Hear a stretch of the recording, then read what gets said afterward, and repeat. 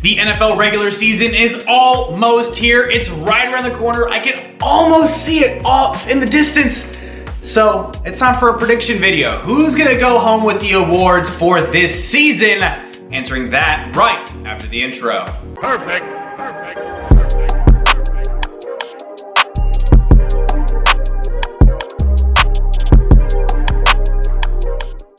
Before we get too far into things, subscribe to support the channel and of course get the bell on to know every single time I'm dropping a video. And with that out of the way, it's on to the content. I know it's preseason still, but now's as good of a time as ever to do NFL Honors award-winning predictions for the entire 2021 NFL regular season, as well as sprinkling in a little bit of the postseason. So let's start things off right with the Defensive Rookie of the Year. So my pick for the Defensive Rookie of the Year this year is going to be Cowboys linebacker from Penn State, their first round pick at number 11, Micah Parsons. Parsons is, in my personal opinion, going into an amazing scheme under defensive coordinator Dan Quinn. He's already being compared a lot to linebacker formerly under Dan Quinn's tutelage in Seattle, Bobby Wagner. The future Hall of Famer has of course blossomed and developed into a more than amazing player for the Seattle Seahawks and an all NFL level talent. And I think the hope and the aspiration for Dan Quinn is to get Micah Parsons up to that level. Micah Parsons walking into the NFL already has amazing athletic ability, quick twitch, really good instinctual football IQ, really aware football player as well, is able to chase down ball handlers in the backfield, and at the collegiate level was also aware enough to know where to sit inside of his zones to cut off passing lanes. And I think Micah Parsons has the ability to do a lot of those same things at the NFL level. And if Micah Parsons can elevate his level of play incredibly quickly, and if he is able to play at an elite level, honestly, the Cowboys front seven could be something scary to watch out for this season.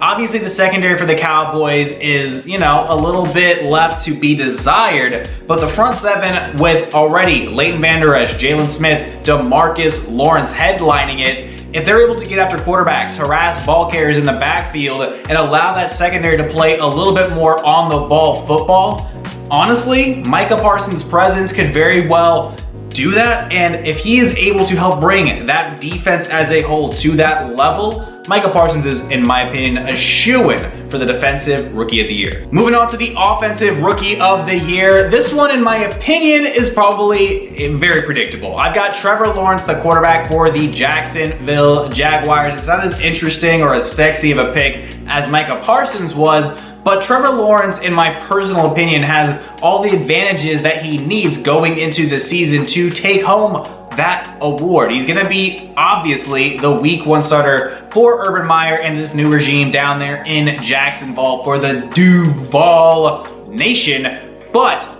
Trevor Lawrence, honestly, just has everything going for him right now. He's got an NFL elite level wide receiver in DJ Chark, one of the more slept on talents in the NFL. Obviously bringing in Marvin Jones, formerly of the Detroit Lions, and then Laviska Shenault, hopefully I said that right, could be very well poised for a breakout year with, well, a better quarterback situation in front of him. And then, of course, on the running back side of things, you've already got 1,000-yard rusher James Robinson. So it really comes down to the defense to step up and put the ball in Trevor Lawrence's hands a lot more. But offensively, there's a good level of talent if the offensive line can hold up. I think Trevor Lawrence has a great opportunity to win the Offensive Rookie of the Year, as well as bring the Jacksonville Jaguars a few more wins this year. They're obviously going to be in a tough spot competing with playoff level teams in the Indianapolis Colts and of course the Tennessee Titans, but the Jacksonville Jaguars, as long as they just don't screw this up, honestly are in a really good position, and Trevor Lawrence as a rookie has a great opportunity to win the Offensive Rookie of the Year. Moving on to the NFL Coach of the Year winner,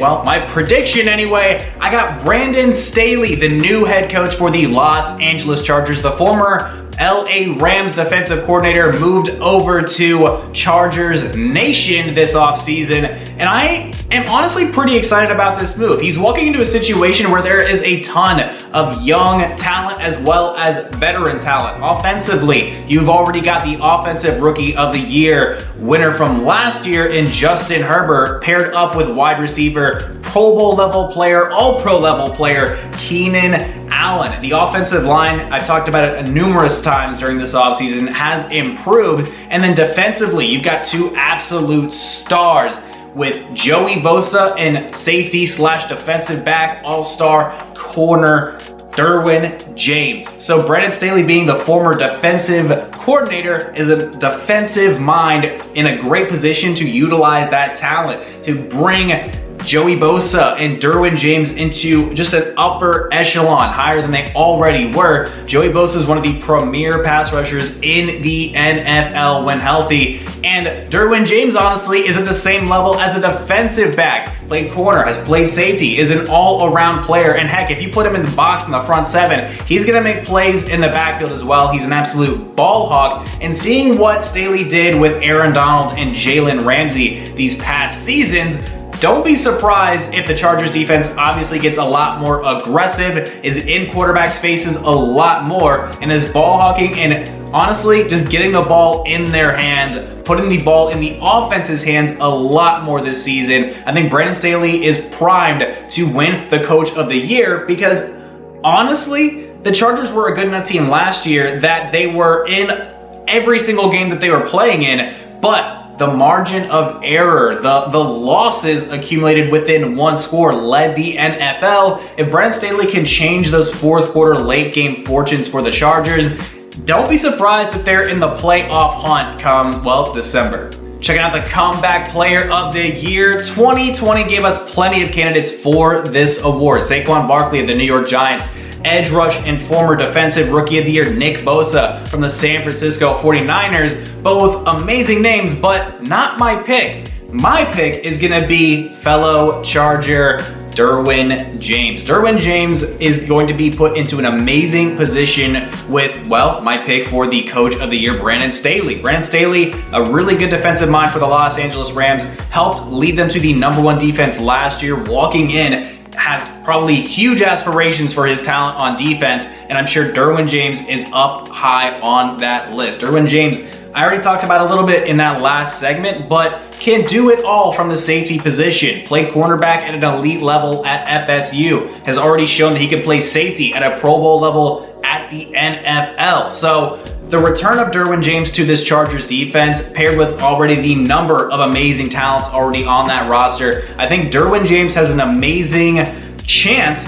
to win the Comeback Player of the Year because he's going to be put into a lot of great positions this year. If the pass rush is going to get home for the Chargers, Joey Bosa is getting after quarterbacks, Derwin James is going to eat up a lot of opportunities to not only just pick off interceptions off of quarterbacks, but also get into the backfield and take advantage of some, well, just frazzled running backs trying to find gaps. Derwin James is going to be able to do so much for Brandon Staley's defense, and I'm really excited to see what he's going to do this year. A Pro Bowl, All-Pro level player in Derwin James back on the field. The Chargers could very well be poised for a playoff push this season. Derwin James being back on the field is huge, and I expect him, well, to win Comeback Player of the Year. Moving on to the Defensive Player of the Year, I think this could very well be the year TJ Watt just goes out and takes it. The runner-up the past couple of years behind Stephon Gilmore and last year Aaron Donald. I think TJ Watt's going to have an absolute massive chip on his shoulder and is going to go out there and absolutely eat up quarterbacks, destroy running backs in the backfield, and even probably have some influence in the passing game, taking away some of those checkdowns, taking away some of those screens. TJ Watt, his level of awareness, his level of pure athleticism, man, them Watt boys are absolutely ridiculous athletes.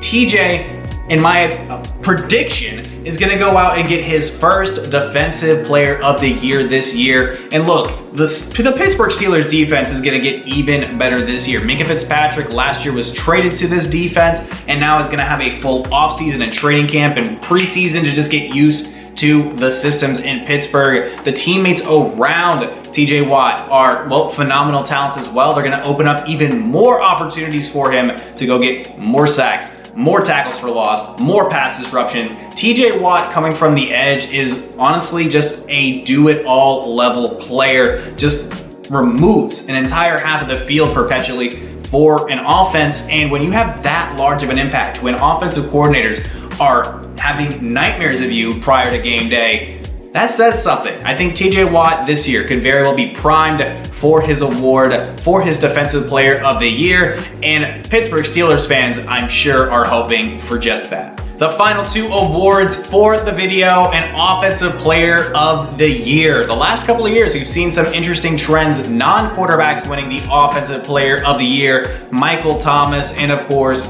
last year, Derrick Henry for running for over 2,000 yards. Still crazy that he wasn't the MVP in my opinion, but that's for another video. Look, this year, I got another non-quarterback winner for the Offensive Player of the Year. The Offensive Player of the Year is unfortunately just starting to feel like the runner-up to the MVP, but I've got DeAndre Hopkins, the wide receiver for the Arizona Cardinals. Now, DeAndre Hopkins has said for years now that he's the best wide receiver in the NFL, and honestly, he is. He is honestly the best wide receiver in the NFL right now. DeAndre Hopkins' ability to run routes, create separation, get open, and then obviously not drop passes is what separates him from the rest of the NFL, in my opinion. No disrespect to guys like Devontae Adams, Stephon Diggs, but DeAndre Hopkins has been doing it consistently for so long, even in times when he was with the Houston Texans, pre-Deshaun Watson, and now he's doing it with Kyler Murray. His presence on the field, his ability and his performance pushed the Arizona Cardinals into being a playoff level team, and this year I expect nothing but that. I think the Arizona Cardinals with DeAndre Hopkins contributing into that offense are a playoff level team. I don't expect anything less than like 100 receptions and probably like 8, 9, 10 touchdowns from DeAndre Hopkins this year. DeAndre Hopkins is an absolute ridiculous wide receiver. Amazing hands, amazing body control, his amazing awareness to make plays in between zones to create opportunities for his quarterback and, well, embarrass Buffalo Bills defensive backs. DeAndre Hopkins is ridiculous. He's an absolute monster. He's a nightmare for defensive backs and all defensive coordinators to have to account for. I think this could very well be the year that he captures his first Offensive Player of the Year award.